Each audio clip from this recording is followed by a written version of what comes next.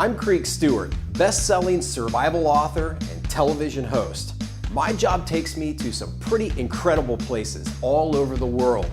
And when it comes to weird, creepy crawly, and just plain gross wilderness food options, I've pretty much eaten it all. But my right-hand man, Jake Wyld, well, he sticks to a pretty standard Western diet. But here's the deal. If he's gonna work for me and be a survival guy, he's gotta be willing to sink his teeth into anything and everything the wild places have to offer. Welcome to Creek's Survival Kitchen.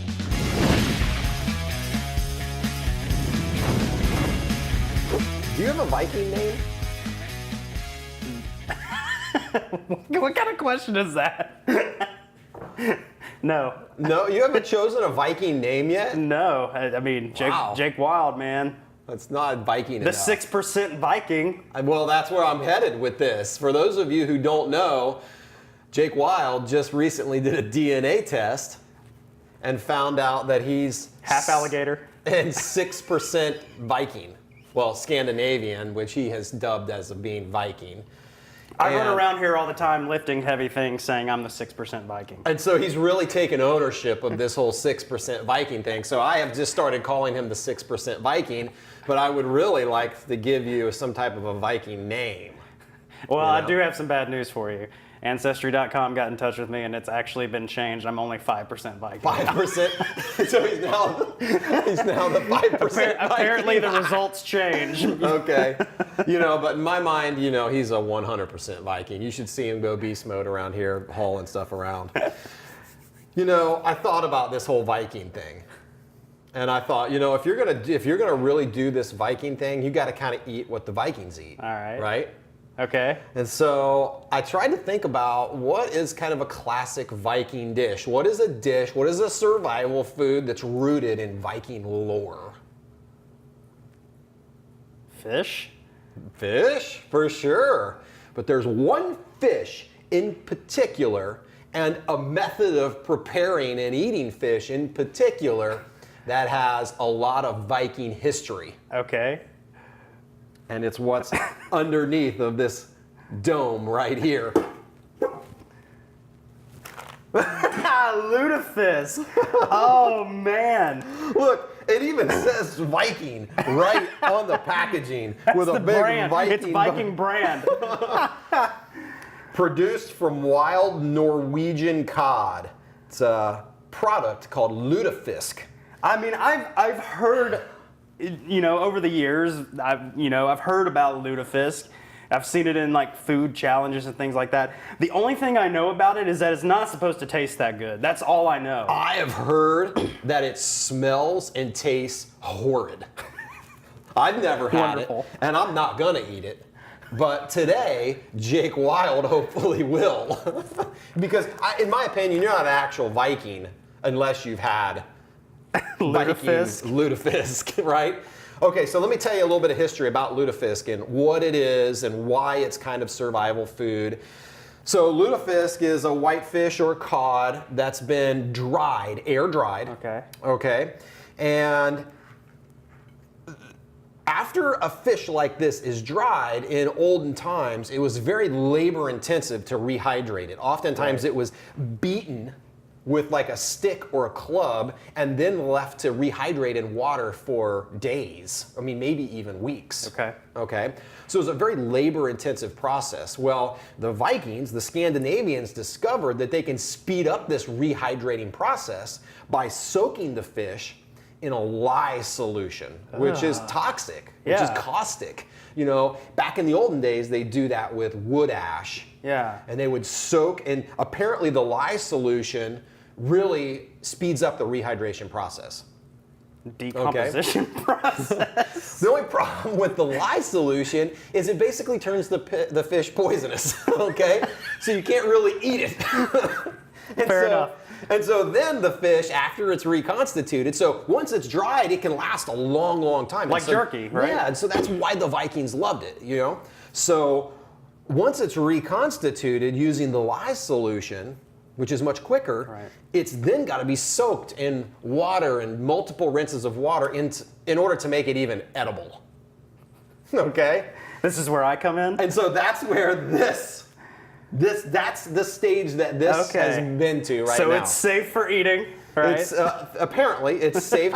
It's safe for eating, but it's been through this process, and as you can imagine, I mean, it probably tastes pretty I nasty. mean, so this is like rot gut fish. Well, I mean, who knows, you know? But first things first, I want you to cut it open, and just as soon as you crack that seal, man, I want you to take a big hit right up the nostrils. Thank you. Hurry, take that hit. Take that first hit. Oh, Is it bad? it's ultra fishy. I don't get much of the lye, but that's ultra. Man. It's very like vinegary fishy. Oh man, that's the strongest fishy smell I have ever smelled. I Smell mean, it you might be again. picking some of this up through the camera there. Oh man, I mean that is the strongest fish smell. That is not like a fresh fish smell either. So I assume we're gonna cut this up a little bit and. You know, what are the instructions? The instructions are to boil for 8 minutes. Cook 8 to 11 minutes, boil 8 to 11 minutes until fish flakes. Then Remove fish from water and serve immediately. It doesn't say anything about cutting it up. Oh, wait. Remove from bag, cut into 8 to 12 ounce servings. Okay. So that's. So let's put it on the plate there. Oh, Oh man, that is fishy. I don't really like fish. I'm not like a fish person. still a little frozen. That looks like about a Jake Wyld portion. You know, listen, if you're going to be a Viking, you got to eat like a Viking. How about I eat And 5% you need to, of you that? need to eat this. 5% of this of an 8 to 12 ounce serving. All right, man. Well, let's take this over and we're going to drop it into the boiling water for Man. 8 to 11 minutes.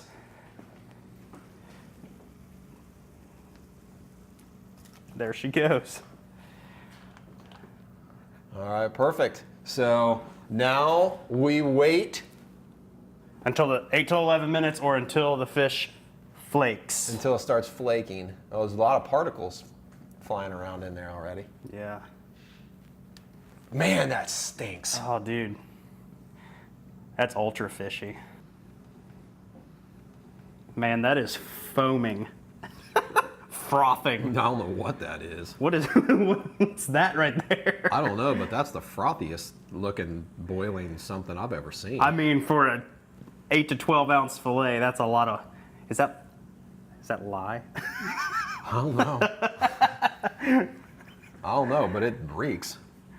I mean, man, this whole entire pungent. building smells like fish. Yeah. I mean, like I just got swallowed by the whale, like kind of fish. You know what I mean?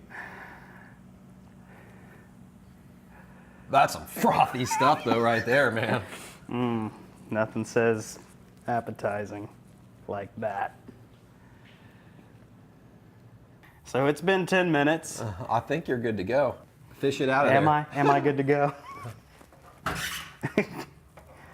I can't even find it. It's so bogged down. Oh, there we go. Is that the whole thing? Maybe. Yes. Yes, that's the whole thing. I think there's more in there. It's like broken apart. I mean, what? I mean, I know it's fish, it's so but gelatinous. I mean, it looks like fish jello. it's like fish jelly. You're right. I don't see another hunk in there. It's all flaked apart. Okay. Well, if that's it, that's it. Ugh. All right. Dude, that is weird looking. I mean, I can just cut. I mean, fish is not a tough meat, but it's just like It looks like a clear jelly of some or like some kind of like, you know, when you buy a rotisserie chicken at the grocery store and like you let it set in the fridge, on the bottom it like gels up. You know, that's what that reminds me of. I mean, it's definitely flaky like a fish, and the fish smell right now is pretty strong. It's pretty incredible. It's strong, man. But it's not like you want to run and hide. Okay, so I'm real curious. So it's a dried fish soaked in lye to rehydrate it, then multiple changes of water, and now we've boiled it. Okay, as far as I can tell, there's no seasoning whatsoever in this fish besides its natural seasoning and whatever flavor is imparted to it by the lye solution. There was salt in the water because that was on the instructions as well. But also, there is some salt. It may taste a little salty. Cheater. Hey, I just went by the instructions. So 5% of this. 5? No, you're not doing. The 100% of that makes you the 5% Viking. Man, we'll see. 100%. You got down that whole chunk of blobby. Get a bigger bite than that. Come on. Get a big old bite. Open up the camera too. We want to watch you eat that sucker. All right. Make sure it goes in. Smell it. Does it smell the same? Man, it's fishy. It's. Dude. You know what it smells like? You know, all the actual Scandinavians who are watching this right now, they're going, suck it up. You're not a real Viking. Eat the lutefisk. You know what this smells like? Have you ever gone swimming and then like dried off, but you still smell like chlorine? That's what this smells like. Are you serious? It smells faintly of just like chemical. Well, I mean, it was caustic at one point. Quit that. You eat it. That was bone. I think there's bone in it. But I think the lye solution. Maybe. Can you just chew the bones up? Maybe. No. No? Okay. Get a whole mouthful. That's cheating. Well, Get a big old mouthful. All right, I don't think there's any bones in this.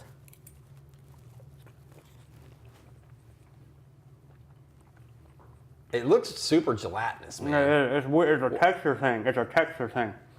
Does it taste bad? No, it just tastes like watered down fish. Ew. That sounds like it tastes bad. It actually doesn't even have that pungent smell that we've been smelling. It's like, I don't know if it cooks out or what, but it's just, it's a texture thing. It's super gelatinous and just. Let's see if a second bite changes anything. All right. I mean, it's not awful.